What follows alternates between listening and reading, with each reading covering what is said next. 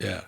Oh I yeah. mean, we're getting used to the word transgender, so let's see what happens. I'm not Nope, you can't used to stop it.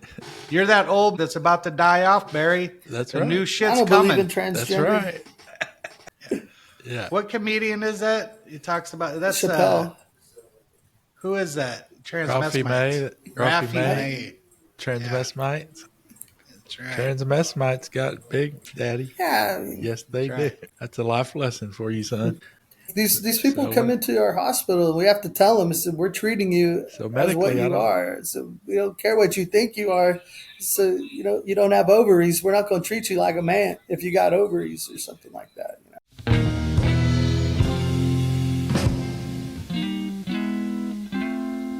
Let's do it, Scuttlebutt. I got some topics.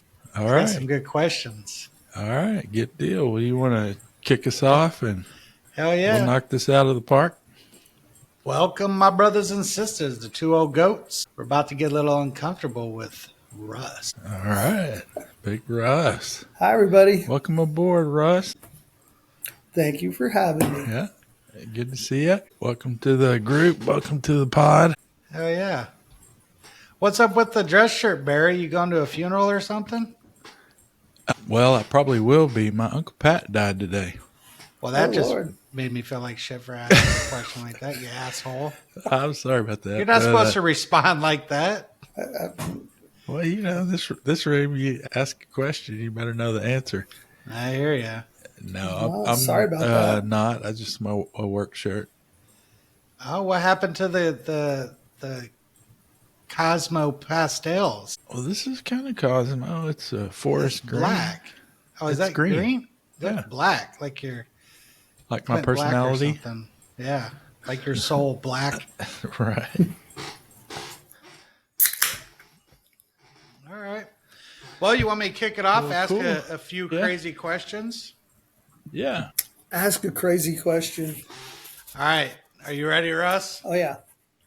Now this is for both of y'all, so feel free to answer. And I don't know, I just wrote these down top of my head. I haven't thought about them, so I'll be thinking about the answers as I'm asking the question as well. So, Russ, if you had to fight to the death one predatorial animal, which one would it be? And keep in mind, whatever you choose will be the exact same weight as you. Do I get a weapon? I don't know. I mean, No, it's hand on it's a hand-on-hand combat. predatory animal. Ah, that's a tough one. Has to be a predatorial animal, and it will be the same weight as you. So Wolf. even if it's a Tyrannosaurus Rex, it'll just be like a baby one, the same weight? Or are you talking Same about weight, but it something still else? has the same bite and all that stuff, but it's just the same weight. Yeah. Well, all right, a small wolf. That's All right, a small wolf. a wolf. No, wolves that could be. Don't they get A about wolf? 180 pounds? Yeah, I'm 250 fucking pounds. It's a one hell of a freaking wolf. Dire wolf.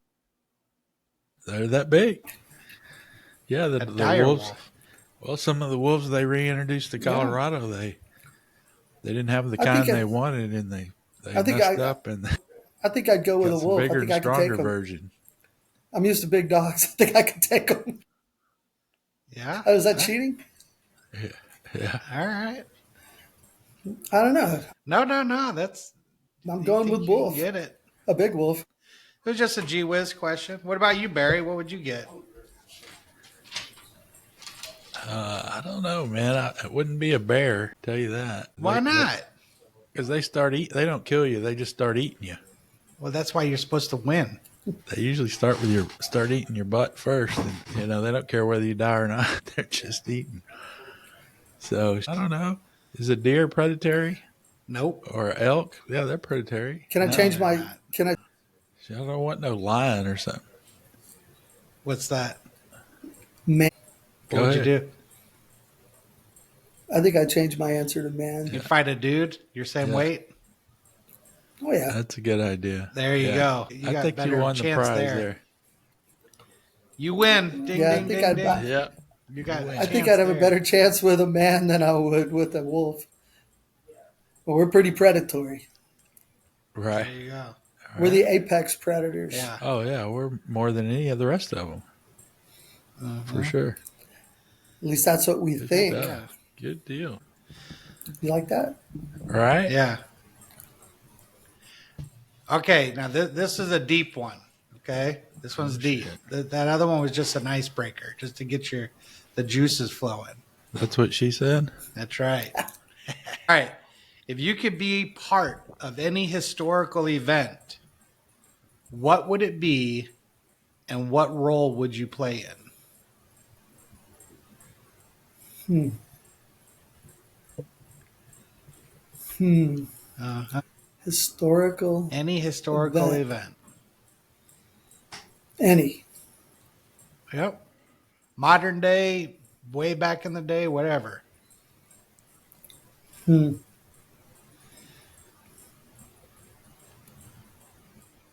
Well,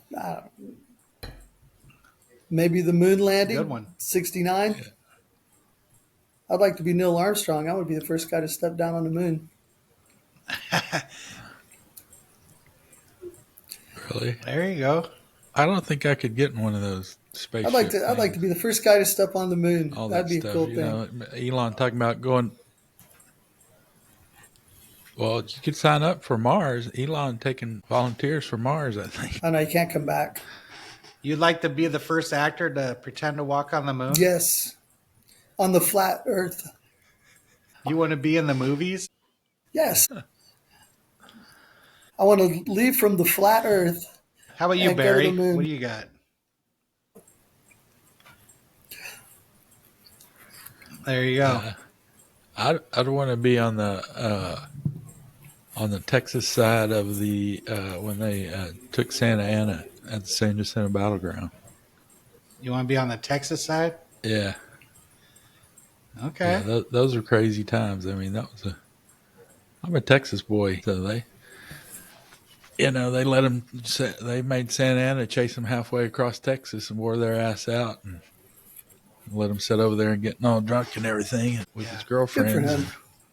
They surprised his ass. Yeah, this is a good call. This overconfident. He got overconfident. Yeah. Yeah. Heck yeah. That sounds awesome. Yeah, I couldn't go in a spaceship. That shit blows up all the time. That one didn't. I mean, Elon just had one blow up the other day. Two. Yeah. Well, yeah. One blow off on takeoff and one blow off on landing. Yeah. Well, they don't usually blow up when there's people in them. Yeah. Yeah. So they get you coming. My cat tried to join the podcast. That's crazy. I don't know. I think I would What's like the to next be part question? of something historical where, I don't think we're being told the truth on what really happened. Yeah. Well, some of that stuff's coming out with the new regime in the office now, and presidency and stuff. Yeah. Some of the old stuff, I guess all those people died, so now we can say that they lied to us. Yeah, but you said history. I think I'd like to be there for the crucifixion of Jesus.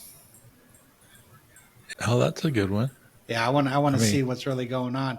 Now, the question is what would be my role? Yeah, that would be sad.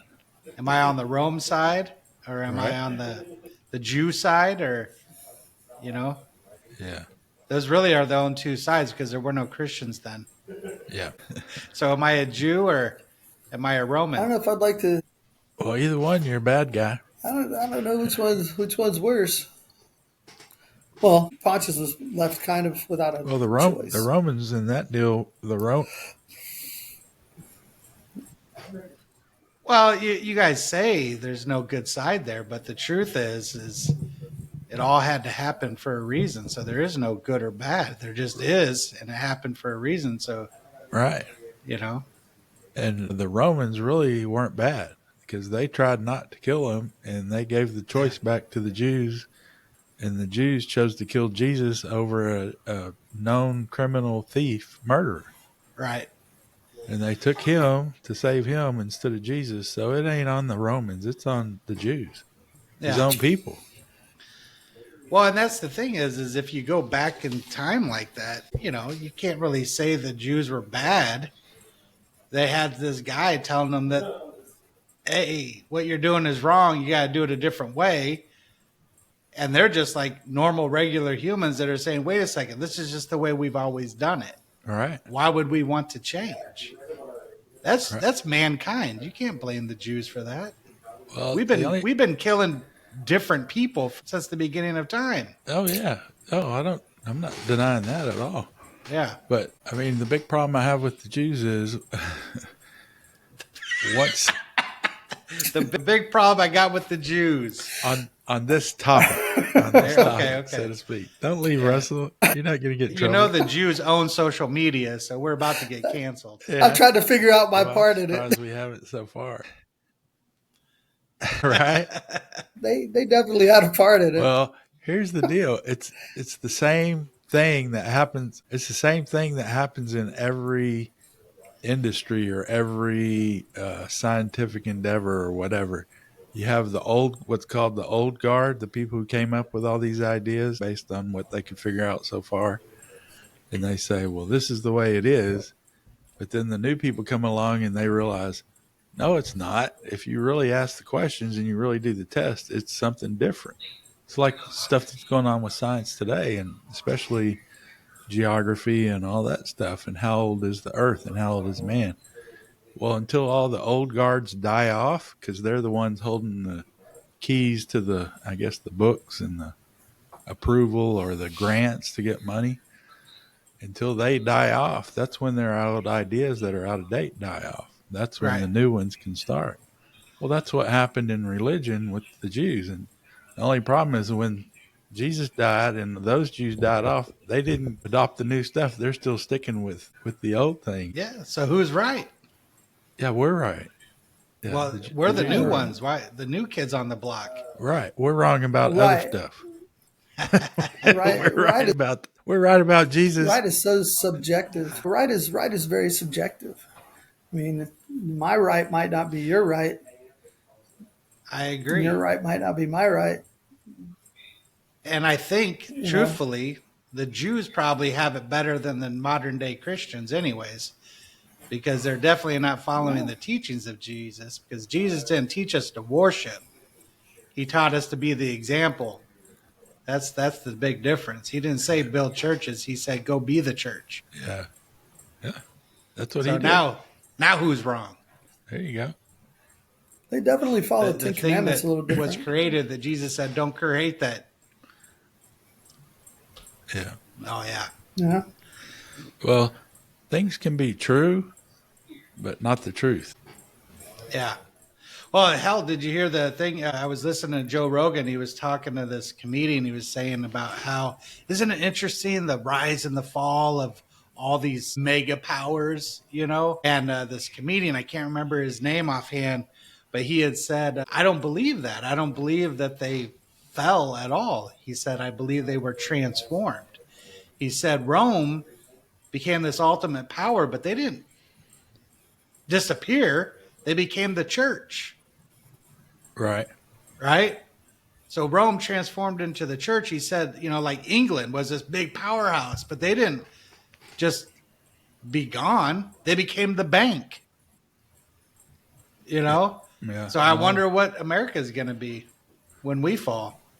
Well, we've been everything so far. Hopefully we don't have to fall anytime soon, but it sure is an interesting time right now. Change that word to, instead of fail, what are we going to be transformed into? Yeah. Oh, yeah. I mean, we're getting used to the word transgender, so let's see what happens. I'm not. Nope, you can't stop it. You're that old that's about to die off, Barry. That's right. The new shit's coming. I don't believe in transgender. That's right. I believe it's transvestism. I don't. Hey. I think you're a transvestite. Do you want to dress? If you're a man, dress like a woman. You're a transvestite. That's just my 2 cents. Yeah. What comedian is that? He talks about that's Chappelle. Who is that? Ralphie May. May. Transvestites. That's right. Transvestites got big, Daddy. Yeah. Yes, they do. That's a life lesson for you, son. Yeah. Boy, I took a left turn right there. Russell's medical. He's got medical training. Yeah, we have to like these people So come what? into our hospital and we have to tell them, so we're treating you So as what medically, I you don't. are. So we don't care what you think you are. So you don't have ovaries. We're not going to treat you like a man if you got ovaries or something like that. So that's, I mean, if you look at it in the Right. real Right. world, when you go to the hospital and you say, well, you're going to tell me I'm a man. No, you got ovaries and you're having your period or you're pregnant. You know, Right. or if there's a guy who comes Right. in and tells me he's having a period and he's got a penis, you can't tell me that I'm going to treat you as a woman and you got a penis Yeah. at the hospital. I mean, when is it convenient for him to tell the truth and when is it not? Back to the Are y'all truth. allowed to just? Yeah. Oh yeah. Well, So you're are talking y'all about allowed truth to? If right y'all had a there. policy to just escort them down to the psych ward, yeah, We don't have a that'd psych be ward where I'm at. awesome. Maybe they'd stop that. But if y'all just escort a few of them to the psych ward and there ain't no doorknob on their side, Yeah, I mean, there's, they I'm believe not in their whole judging. heart that they're a man, yet they go to the hospital and they got a vagina. When are they going to tell the truth? When we give them a vasectomy, try to give them a tubal ligation, and they got a penis. That'll be Yeah, weird. That doesn't work so well. their voice goes up a little. Yeah. When do you tell the truth? I was thinking about that though. There's multiple books that I've read about even like what is it, Wild at Heart, and some other books about the masks we wear. And now you're just talking about different levels. I remember early on in life when I was in middle school, I was about 4 foot nothing, weighed maybe 75 pounds, but I had a Michael Jordan jersey. I had the new Reebok pumps, you know, and I thought I could play basketball. In my mind, I was a basketball player. That doesn't mean I'm going to make the varsity team, you know? Right. I mean, You were a it's in basketball player. my If you played basketball, delusion you play a that I'm basketball player. really good at basketball. And people let me believe that, but when it came down to actually doing the deed, wasn't happening. Huh? Well, yeah, but if you play a Uh, woman, does that make you a woman? Well, some people think so, but Trump made a new rule. You can't do that shit no more. No, you can do that as much as you want, but there's rules. You can't play a woman and go into a men's bathroom or vice versa. Right. you know, Now there's rules to it. You can pretend to be whatever you want, but that doesn't mean you have the rights of that. so here's the truth. There's a difference. Here's an Right. example of two types of truth. One guy believes he's a woman, thinks he can go into a locker room, and so a man thinks he's a woman, goes into a locker room, thinks he has the right to be there, thinks that you're persecuting him by saying he can't be there. Yet there's a young girl in there who's an actual biological female who doesn't want to see this guy come in and drop his drawers. Who's being discriminated against? Is it the girl who thinks that she should be safe in her own bathroom, or is it the guy just because he thinks he's a woman, thinks he has the right to go into a girl's bathroom and and get naked in front of a bunch of girls? I mean, where's the truth there? You talk about the truth. Truth is the ones being discriminated against is the biological, to me, my truth. It's the biological female who has the right not to see this guy's private parts. Right. But they think that they're being discriminated against because they think they should have the Right. right to I go into a agree. bathroom if he Correct. believes he's a And girl. to erase that discrimination, all we have to do is have a unified bathroom or locker room where those type of people that identify with whatever can go into that Right. They could put a bathroom. partition But right in the leave the middle. girls alone and leave the They could boys put a alone. partition in the middle of that for the girls that want to be guys and the guys that want to be There you girls. They go. can have their own They can side. have They partition it off. I guess. I mean, correct. I'm not against them having their Now, own bathroom. the thing is though, is my hard-earned tax money goes to creating well, but they would have to pay for it because we've already paid for the boys and the girls bathrooms by my taxes. So they would have to have another tax by their identification on their ID, and they'll pay an extra little bit to have their own special bathrooms, and they could pay a little extra bit to have their own special sports groups or whatever, their little clubs and whatever they want to do. They have the right to do whatever they want, other than when they have to break somebody else's rights. That's not right. I've always been under the impression that your rights stop where mine begin. Right. Well, someone's got to pay for it. It ain't going to be me. Why would I have to pay for their delusions and illusions? Nobody paid for me to get onto the Chicago Bulls team. I had to work hard on my own to get there. And I never made it. I ended up becoming a wrestler. Right. Probably good at Scott, it. Russell, you wanted to say something? Yeah, so I'm kind of a firm believer that your rights end where mine begin, and my rights end where yours begin.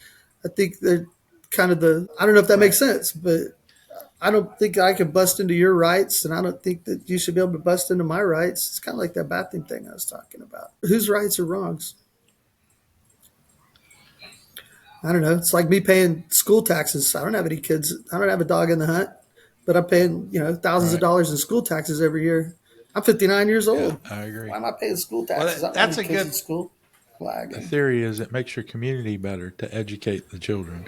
Yeah. And they're going to be your leaders at some Well, it does. Have you seen our youth? Have you seen our schools? Too much. I got another. That's a good segue into my next question. Okay, shoot. So we're talking about what are you willing to die for in any current controversy in the world? Meaning, like, it could be gun control, it could be the transgender thing, it could be legalizing weed, it could be abortion. Pick a controversy within this world and tell me which one would you stand to the point of you willing to die for it. Yeah, for me, it's not going to be something like that. It might be, even, freedom of speech or something so basic like that these days it's so muddled up. I mean, why would you risk your life about that? I don't know if I'd. But if it was ultimately I don't know if I do about anything. protecting this country, then Okay. I think if we were invaded, I would die for that. yes. Yeah. You would die for an invasion? Yeah. I would invaded this country. I would fight to the death for this country. I would fight if someone decided that they wanted to take over Texas, like federally take over Texas. I'd probably have to stand with Texas. But I'm not going to fight for freedom of speech. We already got it. Transgender. Anyway, no, I'm not going to die for any of that kind of stuff or something familial. Yeah. I mean, but I would only fight if the country was invaded. All right, hold on a second. So you're saying that if the government turns around and says, "Okay, nobody can have a gun," you wouldn't stand up for that, Russell? You'd let them take your gun? No, I wouldn't let them take it. What I'm asking is if the government said no more guns, we as citizens cannot have guns, you wouldn't stand up for that? You'd let them take your gun? That's a tough one, but being on the internet right now, I'd probably just say I'd keep my mouth shut. What do they say? Come take it from my cold dead hands? No, absolutely not. Yeah, come and try. Would you stand up for it? But I'm not gonna. Would you be willing to die? I'm not gonna on the internet say what I would do. I'll die for my rights that are guaranteed to me in the Constitution. I'll go right there. Second Amendment is guaranteed to me in the Constitution. Yeah. So take it any way you want. Arms. That's it. I'm not going to threaten the government on the internet. As a God dang it, sorry. As an American citizen, I have the right to defend the Constitution. So whatever's constitutional is what I'll do.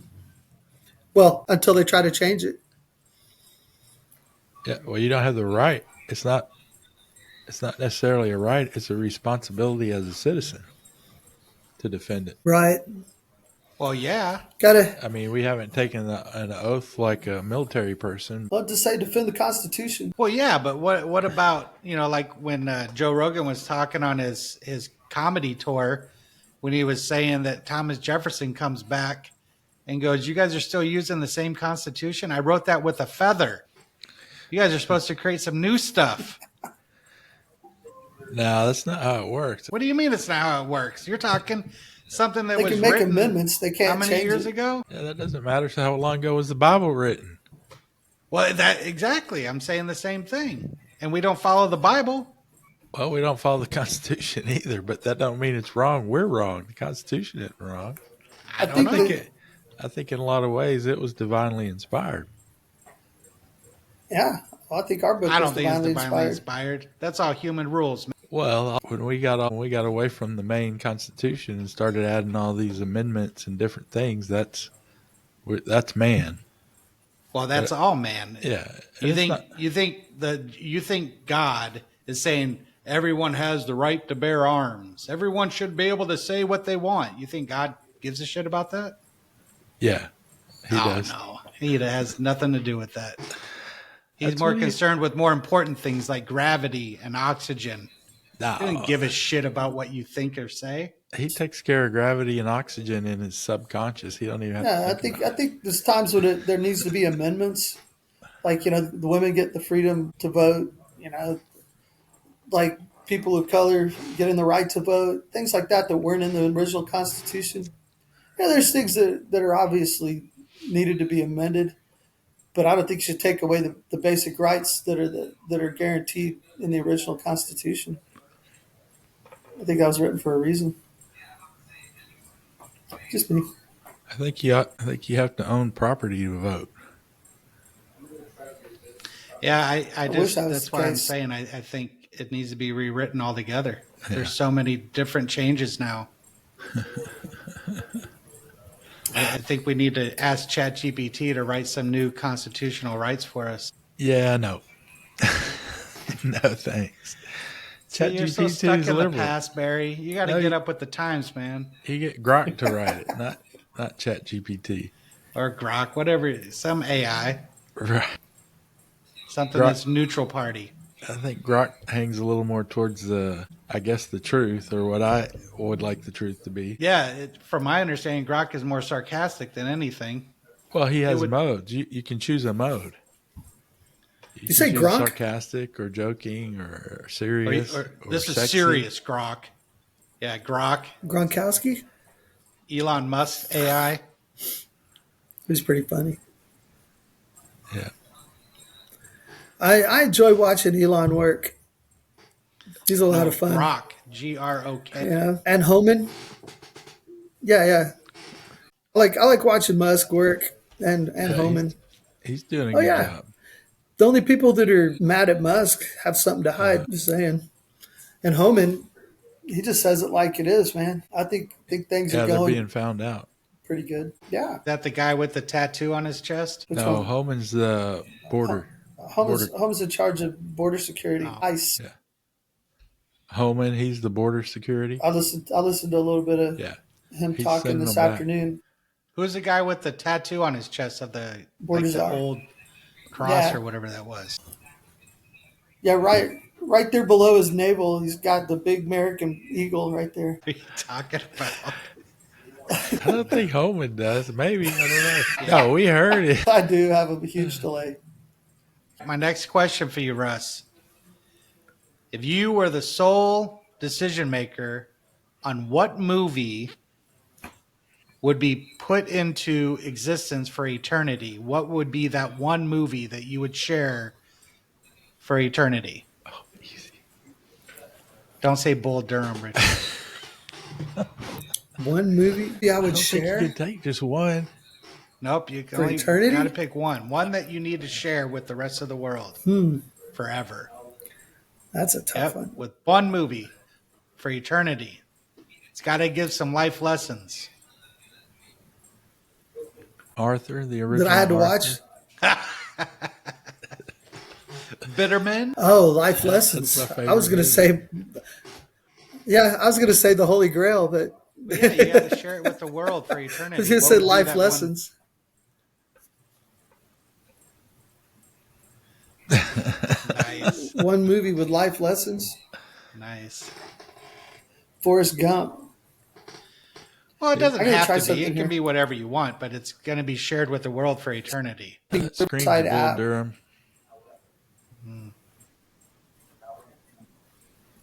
The Edge, of course. Yeah, that's a good one. I'd probably go with Tombstone. You look like 70s porn, Russ. Well, I am. Yeah, It's like trying to watch the old internet, yeah. waiting for the money shot. See if that All right, helps. I got another good question for you guys. I Shoot. think I already know All right. Barry's answer, but let's see. Would you upload your consciousness into AI to live forever? Dun, dun, dun. My consciousness. Yeah. Your being. Would you upload it into AI to live forever? Sure, All right, I know my answer. sure. Why not? I would, as Vampire. long as I had You do an it? end button. All right. How about you, Barry? Hell I'd no. live forever if I could. Just in case? No? Nah, I wouldn't do it. I don't Yes. believe this is an end place. I think this is just a stop along the way, and we got something else to go on to. And I wouldn't want to impede that. I think it's dying is just a transformation. We were talking about transformation earlier. That's, to me, that's what it is. Our spirit lives. Our spirit's alive. Yeah. Yeah, but do your memories go with you? No, it doesn't matter. It's just go to your next life or your new. To me, it Yeah, doesn't. but then you wouldn't know anyways. Yeah, that's right. There you go. That's how I got here. I still don't know shit. I've been here 60 years. So you've been transforming this whole time. Yep, I'm doing that. Every day you're transforming. You are not the same person as you were yesterday. Yep. That's not, You're kind of like a transmesmite. Nah.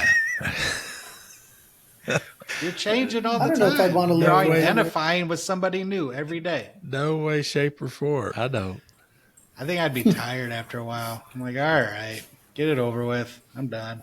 Well, obviously, the most important question is: are you living now? Ooh, I think shit. a lot of people that would answer that question and say, "Yeah, I want to live forever." What are you doing now?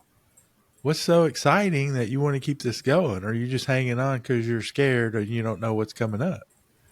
You know what I'm saying? Barry What? had to go deep. What the hell are you doing now? So, it's like our our Jocko meditation we've been doing. Man, I love that. Yeah. It's good stuff, and all we have is right here, right now. We can only live. I can't live in tomorrow. I can think about it, theorize about it. I can't live there. I can only live right here, right now. And I suspect whenever we die, that's going to be the same. That principle's not going to change. That's just a lasting principle. I think our big challenge is let's live today. One of my new things I like to say is quit worrying and thinking about the end of the game and play the damn game. What do you think, Russell? That's where I'm at. That's where I'm at. I mean, I want it to be today. I want to live for today, but I want to plan for tomorrow. So hopefully I can do something tomorrow. But I've got to live for today. But I mean, living forever, I like my wife. I like my family. I'd like to stay with them as long as I can. It's an inevitable conclusion of what's going to happen there. But, you only got one chance to live, and you better do it today because you don't know what's coming up. I'm excited about it. I think Every the only way you want to hang on forever is if you're not excited about what you're doing now and you're not doing anything. Mm-hmm. I mean, then what's the point? Well, I like a lot the of way. people like struggle what I'm with that, though, Barry. Well, I understand, but I like the way you describe how you want to show up at your funeral. Who, me? Yeah, you Beaten up, tore up, exhausted? slide in there sideways, There you go. That's all the beat only to way hell go. and everything, wore out, slap out. What's the saying? I'd rather burn out than to die out or Yeah. time out. I don't want to time out. You know what Yeah. I sometimes if you struggle think about it, with not going getting to pissed be off. probably one of the biggest. Well, it's better to be pissed off than pissed on. Keep going. Yeah, I mean, I like sometimes What do you struggle being pissed off about? nothing. It's just when certain things just nail you, and I have to like not even interact. Sometimes I have to like give it to my higher power. Even, in the mornings, sometimes people fart with me in the mornings. I'm not the nicest person in the morning, so I just try to stay away from people. 5 o'clock in the morning when I get up, I try to stay away from people, and I don't like to be farted with in the mornings. And I can tolerate it for a little while, but if I'm not doing my prayer and meditation in the morning, I'm not doing good. I have to go to work, and I take an hour before I go to work. I sit back. Sometimes I'll watch a meeting. Sometimes I'll pray, read. I just have to have my alone time in the morning. It's my ritual. I don't know about you guys, but I have to get in touch with the program every morning to make my day go right. But I mean, I struggle if I don't do that. I struggle with being pissed off if I'm in my own head and I'm not thinking about the program early in the morning. So there you go. Then you got 24 hours after that to start over again. In our program, that's called fitting ourselves to be of maximum service. We have to line ourselves up with our higher power to be of service.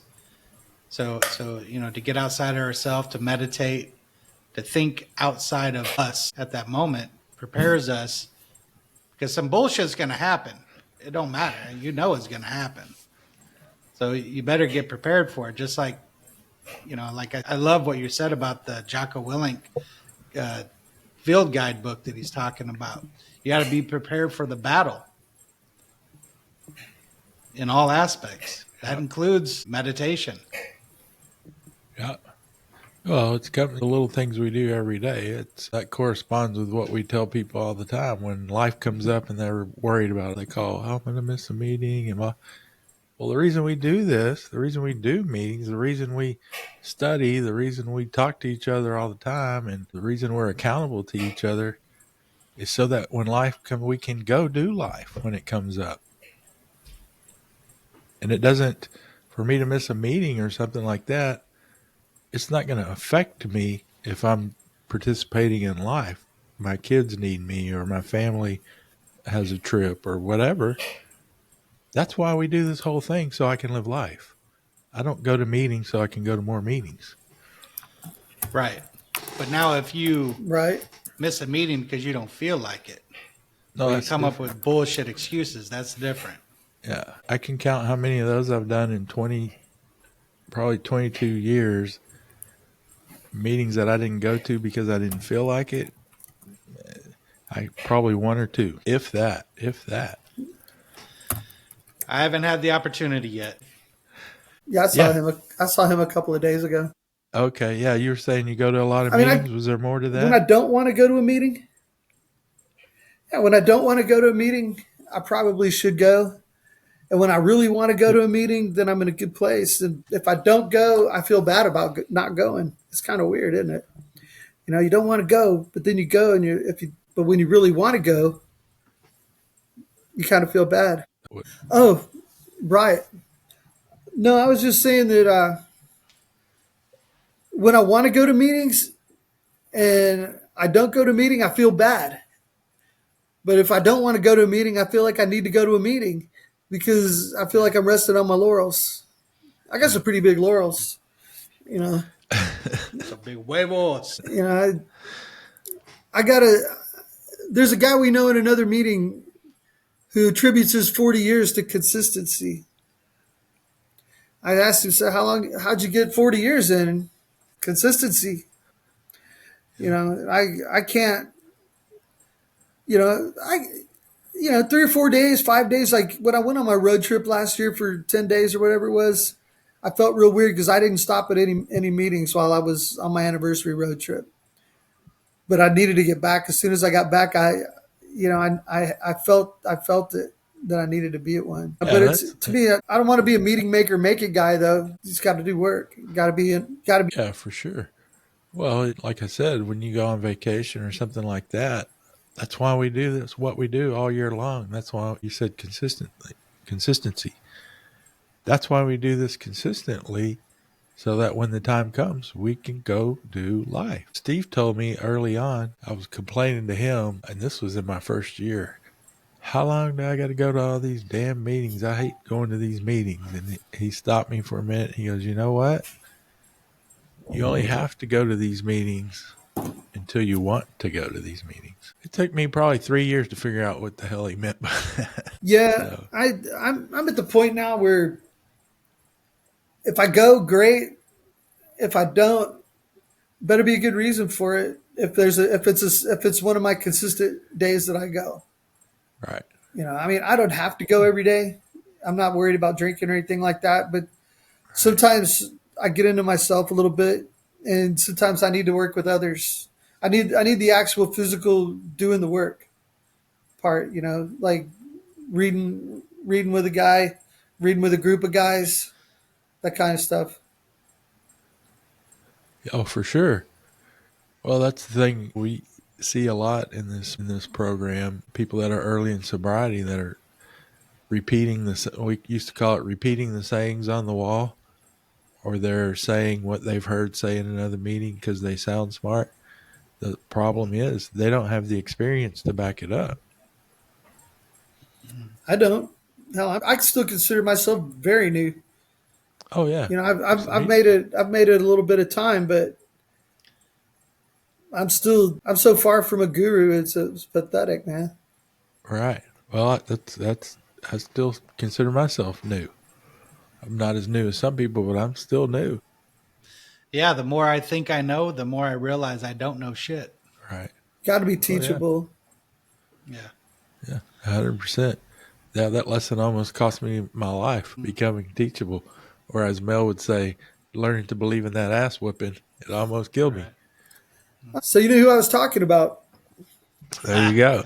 Yeah. You know, There you go. I Yes, love I it. do. He told a buddy of mine, like his first day, first time he ever met him. What do you do? Don't drink, go to meetings. That's a Probably good horrible for answer. some, a little more involved than that, but that's a good start. Yeah, that's a good start. Well, I think meetings they're multifaceted. Of course, the original purpose of a meeting is for the newcomer for a place for people to get together, and someone that's working the program work with someone that's wanting the program. That's the whole purpose of a meeting, right?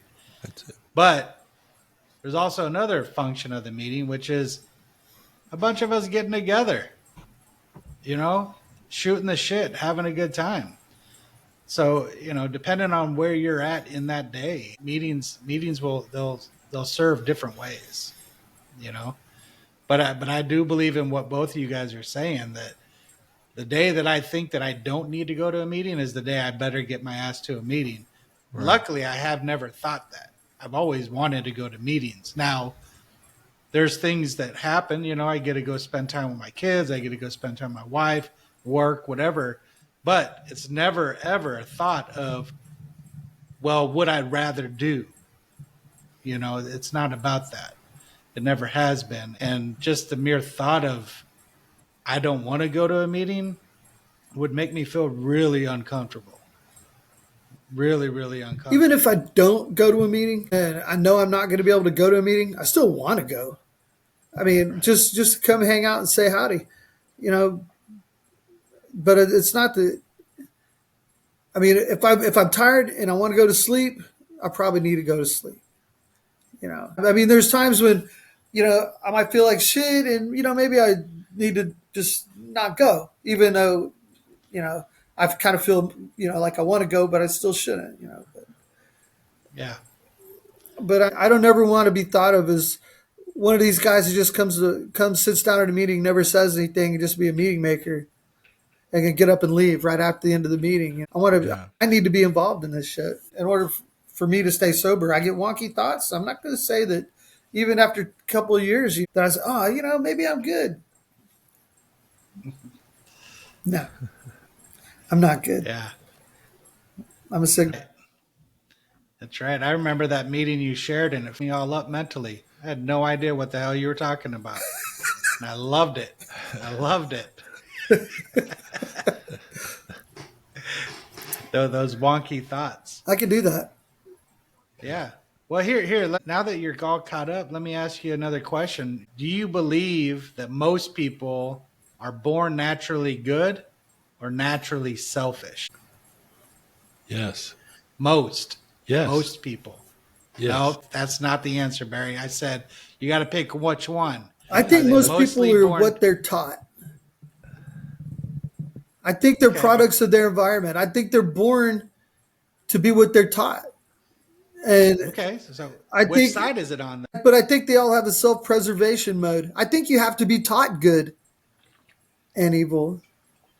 Okay, but that doesn't answer my question. Do you think most people are born naturally good or naturally selfish? I think they're born naturally selfish. Self-preservation. I think you wake up, you want to latch onto that titty There you go. today. Every, You know, every day. I mean, I was gonna say, you every want to day. eat, you want to drink, you want shit. I think you have to taught to be morally of value That's right. or taught to be a criminal. I think it's all learned, but I think you're born with self-preservation in mind. Yep.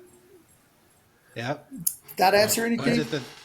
Yeah, no, absolutely. It goes with the three S's. You're instinctively born with wanting to have sex, wanting to have security, and wanting to have social. That's all self-preservation, man. I like the way you put Well, sex first. That's good. Well, I'm all about priorities, brother. Well, if we don't procreate, we're not going to be here. There's a reason that we have strong sex urge. Yeah, food is for what you do in between.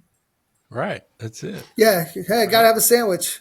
Get over there. Right? And you need the social to find the sex. Yeah, So it all works out. It all Yeah. works out, absolutely. that's why they invented sandwiches. For sex. Yeah. After you have sex, you're over there making yourself a sandwich, and you want to know Yes. who the boss is. Look back and see who's still laying in the bed. I think being a moral value has to be taught. Yeah, but morals are all, it's a social construct. Yeah, it's social and it's cultural. Yeah. It's where you grow up. I think What's- people are born perfect for the most part. They're born good and they want good things. But then our culture and the environment they grow up in shapes them and says, this is what's good. And that may not be what's good. I mean, a lot of shit that my culture and family taught me, especially my paternal side, a lot of things they say, well, this is the way it is. This is the way you got to think. This is what you got to do. Upon further investigation, that's a bunch of horseshit. Or some of it's changed over time. I mean, it was somebody's prejudice is what it was. And the more I investigate, the more I find out it wasn't true, or it wasn't exactly true, or it was true, but it wasn't the truth.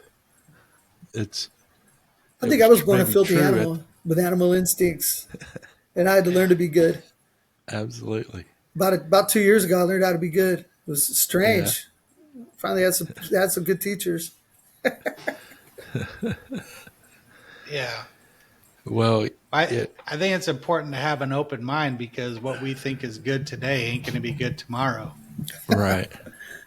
Yeah. Well, I want to revisit your question real quick about the not wanting to go to meetings. Okay. And I think that's a fair question. But I also think a better question is, what do you do on those times when you don't want to call your sponsor, or you don't want to call the guy you're supposed to be helping, or, you don't want to go work with that guy or something like that? I think that's some deep shit right there. The meeting thing, it's important and we need to do it. We do it so much and pretty consistently that as long as I don't miss my home group, I think I'm pretty solid. I do like to go to other meetings. But I tell you what, if the opportunity comes to work with somebody or read with somebody instead, I don't miss those. I don't know, Barry. I got a little PTSD on that, but I want to hear from Russ first before I share my PTSD on working with others. Yeah. I mean, I understand that you may be tired, but I mean, if you make a commitment to a sponsee to go read with them, you better go and do it. It's being accountable. It's being what you're supposed to do. Now, you're saying about wanting to, not wanting to. I mean, nobody wants to get their ass up and get busy. Everybody would rather sit on their ass and watch TV. But once you figure out the life and death part of this thing, I mean, Yeah. To me, it's not a big choice. I mean, if it's life and death, I better get off my ass and go to work. I mean, I don't always want to pick up the phone and call my sponsor. It's 9:30 or 10 o'clock at night. But then again, I think, yeah, it's 9:30, 10 o'clock at night. I think I'm going to do this. You can have fun with it too. So, Yeah. Oh, or absolutely. text him at 6 o'clock in the morning, like I do sometimes. Early morning text. But I mean, there's times when you don't want to do shit. I think that's just human nature. Yeah. But I think if you think about it a little bit, you might change your mind. Well, yeah, that goes back to self-preservation. There's some times when I don't want to call Richard because I know what his ass is going to say. I want to have self-preservation. Yeah. Well, I think, you're talking about a commitment to a sponsee or to somebody we're working with. Here's the biggest commitment I see that we need to make sure we're doing. Yeah, we need to meet with them and read with them and all that, get them through the steps. But I think initially our first and probably what attracted them to us is in our continuing responsibility is to demonstrate this program. We have to live in this program. I mean, that's all said and done. The guys that I hung out with, I didn't hang out with my sponsor that much. Well, I did. We played golf every week for a while and stuff like that. But he wasn't the one I was running around doing AA with. It was the guys at Bear Creek, Don and Ron and some of the guys you don't know because they're not there anymore. I was in a different meeting almost every night of the week, but it was the same people. Other people mixed in, but every meeting I went to, it was Ron, Robert, Don F., these kind of people. And that's the important part. They're the ones that demonstrated the program to me, right? I mean, Steve did too. He was living it. He just wasn't close by, but these guys really, really lived the program. And I was fortunate that all of them, Steve included, they teach the program from the book and then they live the program. So it wasn't confusing. It wasn't hard at all. It's, when we're not in the program, or not living or in the program, we need to take a look and decide whether we need to be working with another guy or not. It may not be a good time. Of course, it's always a good time in my opinion, but somebody wants to help work with me, or that just gets me out of my short minute. It's probably the best thing that could ever happen. Yeah, absolutely.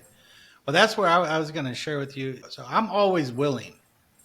Anyone ever call me? Anyone ever say, "Hey, let's do this"? I'm always willing. However, there have been some times in the past where one, they didn't qualify as an alcoholic. Right. Right. Now I still told them, "Hey, I'm still willing to go through the steps with you," but and have done it. Right, and I have done it. And then you have the psychopaths and the sociopaths that I've been willing to work with that talked about mutilating animals as I'm taking them home from a meeting. Right. And I had to cut ties. It was time for me to clock out. Right. You know, He my needs a different kind of help. That's above my pay grade. Yeah. So that's a different meeting right there.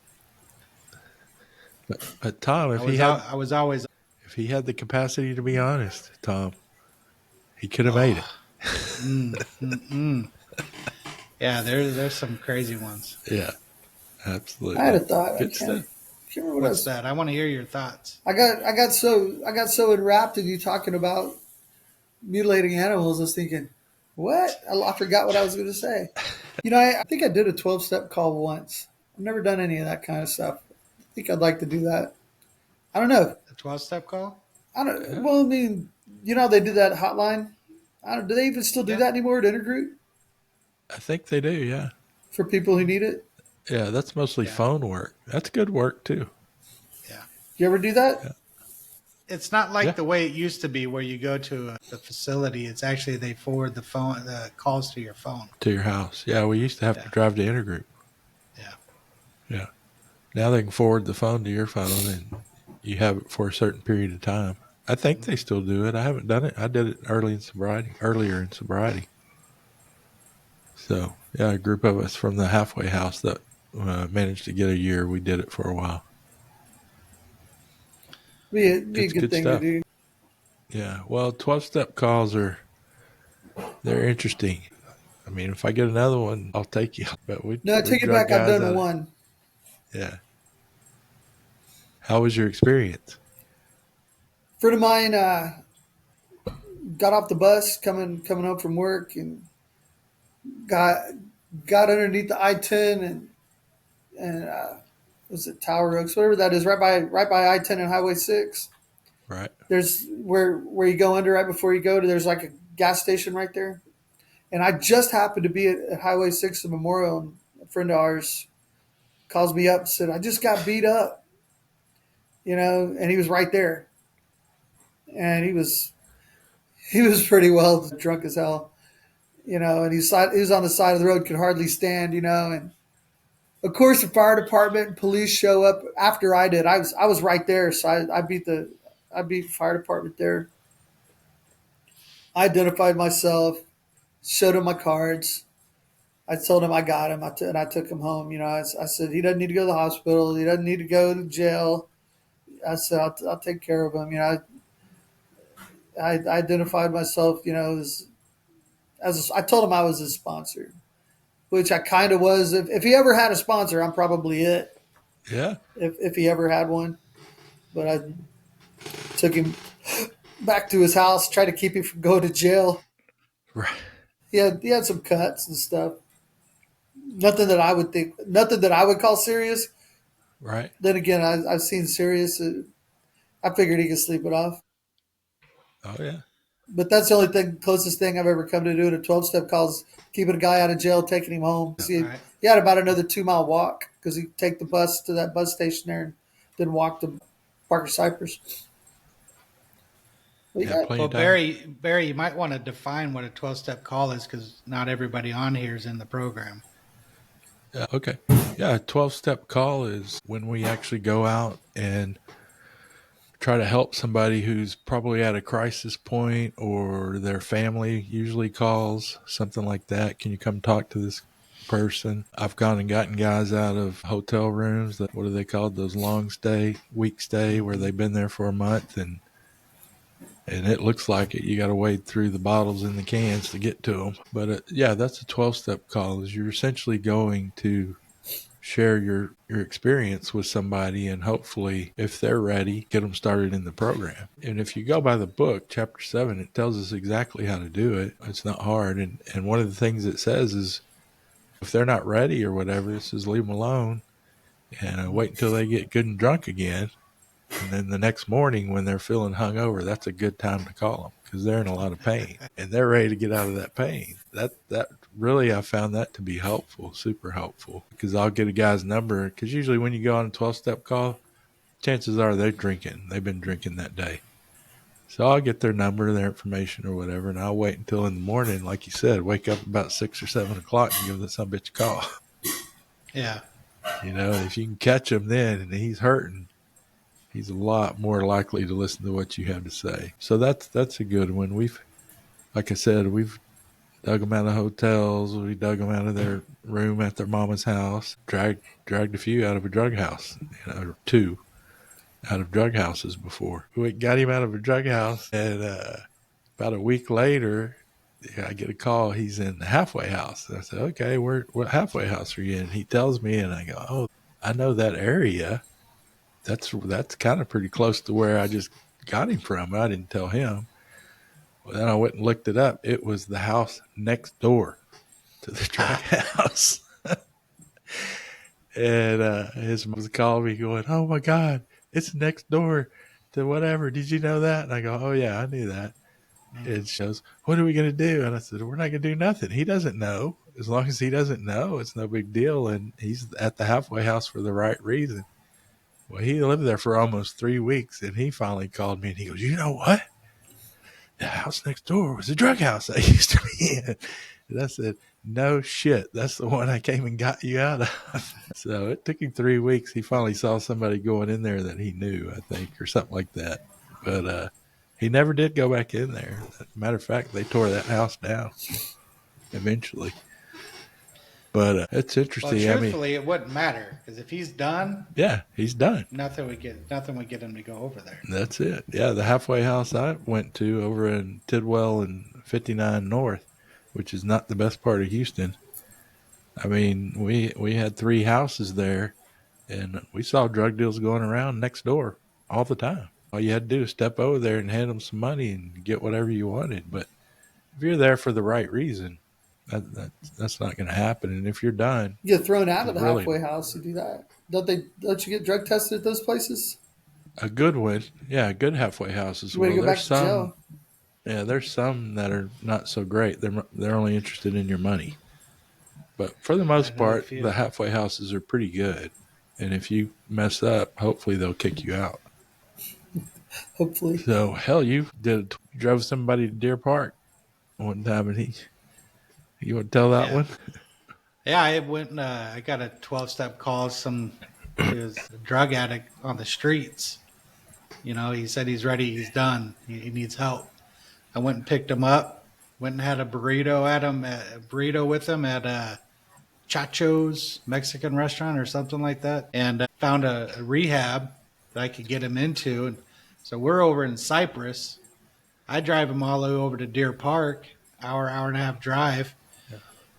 And he's all ready. He was gung-ho. I'm going to do this, Tom. All right. Yeah, thanks a lot, brother. Got you. And I'm like, all right, man, give me a call tomorrow, man. And I'm on my way back. And before I got back to Cyprus, I got a call from his mother that he's in Katy already. I go, how the hell? Well, he went straight through the rehab, bypassed everyone, went through the back door, started hitchhiking, got in with a truck driver, and made it back to Katy before I got to Cyprus. But I think the whole thing is taking someone who's literally in trouble, getting them out of trouble, and then they're on their own. I mean, we're not the babysitter. I can't keep them sober. I mean, tricky dudes, just get them out of trouble, get them somewhere safe, get them where they're not going to die, and then it's on them. Yeah, that's it. I mean, that is exactly it. We're supposed to get them out of the crisis mode for that moment. Yep. And then, like Barry says, the book says, then we call them the next day. Yeah. And we see, hey, are you done? Yeah. Sometimes they say yes. Sometimes they're like, what are you talking about? Yeah. I haven't yet begun to define myself. Right. I've gotten the who are you before. Who are you? Yeah. Oh, we were best friends last night. You were hugging me and everything. That's right. You loved me yesterday. Yeah.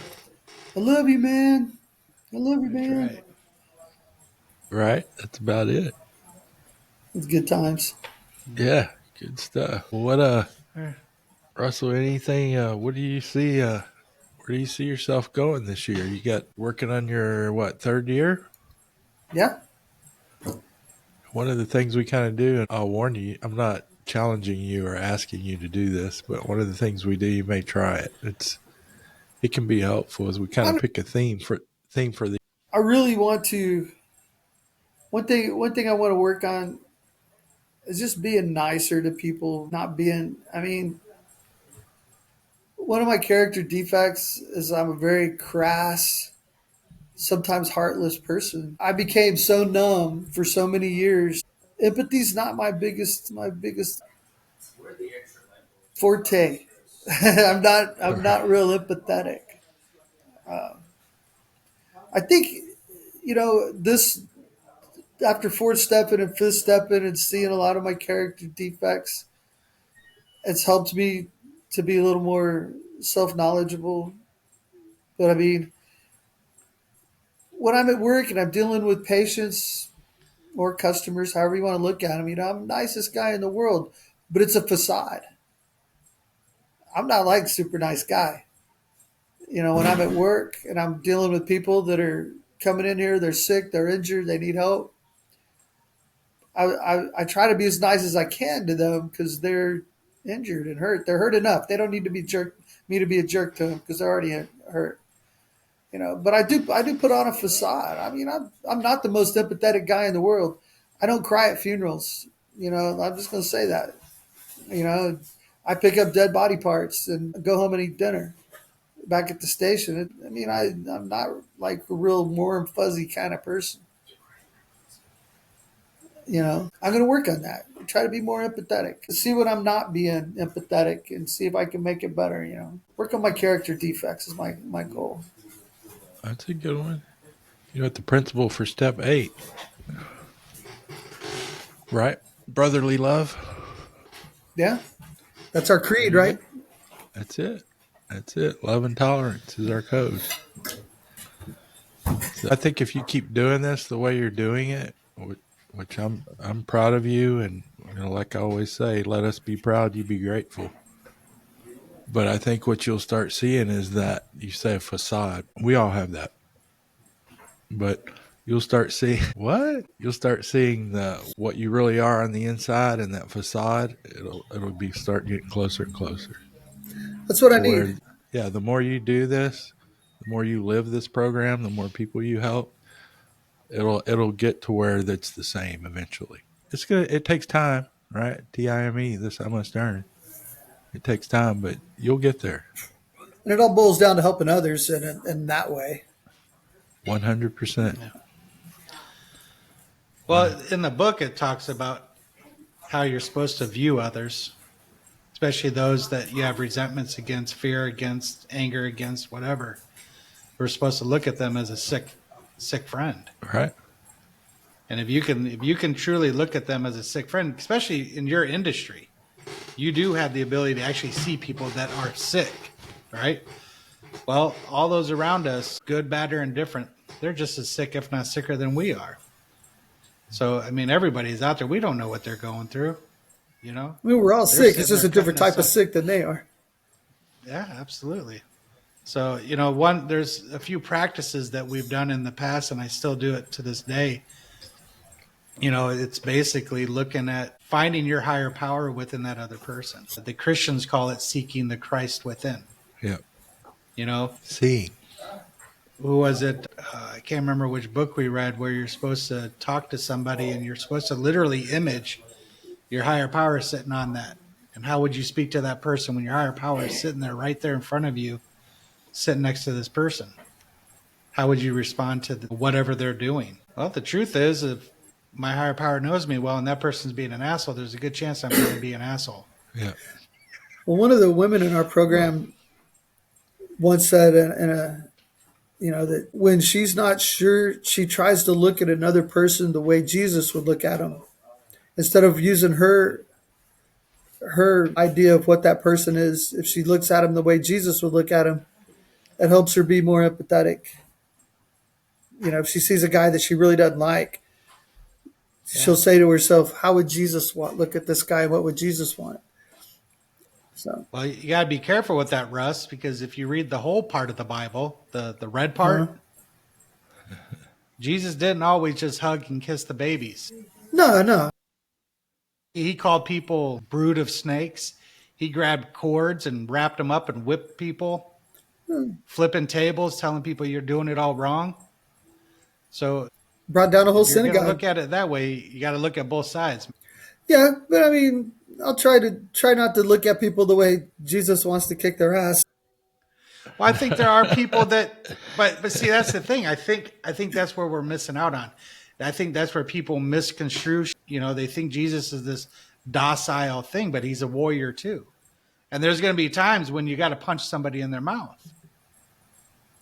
I truly believe that. I think there are times when someone needs to be punched in the mouth. And the reason why I know that is because there's times when this guy needs to be punched in the mouth. I need to be punched in the mouth once in a while. Say, shut up. You're overstepping your boundaries here, Tom. You're mistreating people. I need to be punched in the mouth. That's just the truth. That's how I know that's the truth, man. Because I myself needs to be punched in the mouth once in a while as well. And then there's other times when I need someone to just give me a hug. And I'll respond to that. I'll respond to a hug. And I'll respond to a punch in my mouth.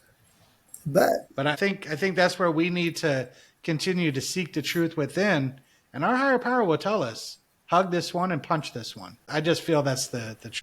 Yeah.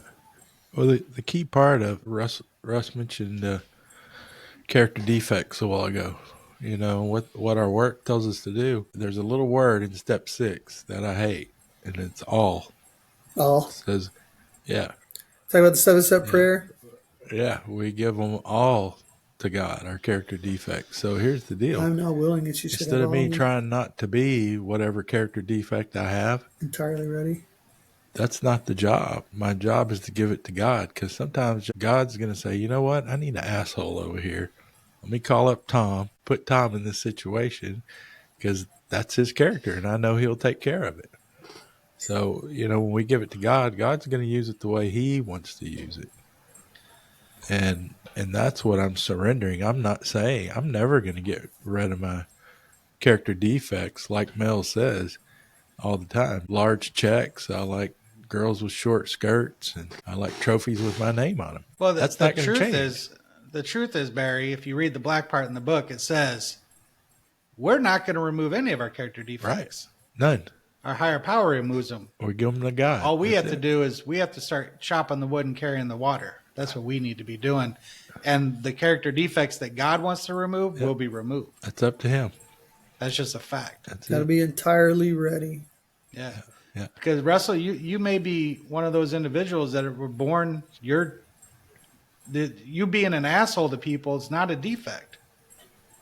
You are one of those things that God created, this universe created, that needs to punch somebody in the mouth once in a while. Now, the difference is you're not God, so you don't get to choose who you want. That's why you're the program, because now God's going to guide you. Third step. Yep, there you go. The way you think and the way you do things are no longer in your control. Yeah, we're giving that over. That's right. All right. Well, good stuff. What else you got? Yeah. You got any questions for us, Russ? Any topics you want to explore? No, I think it's about time for me to go make dinner. Go to Walmart and get some dog food. All right, brother. We're going to let you go. We appreciate it. Yeah, it's fun. It was good to see y'all. I enjoyed hanging out with you. Absolutely. Yeah, thank you. We'll have you back whenever you get better internet, and we'll have you. No, I'm just kidding. We'll have you back. Maybe get you to tell your story at some point. So start. It's getting that time for you. We'll talk to you later. All right. Bye.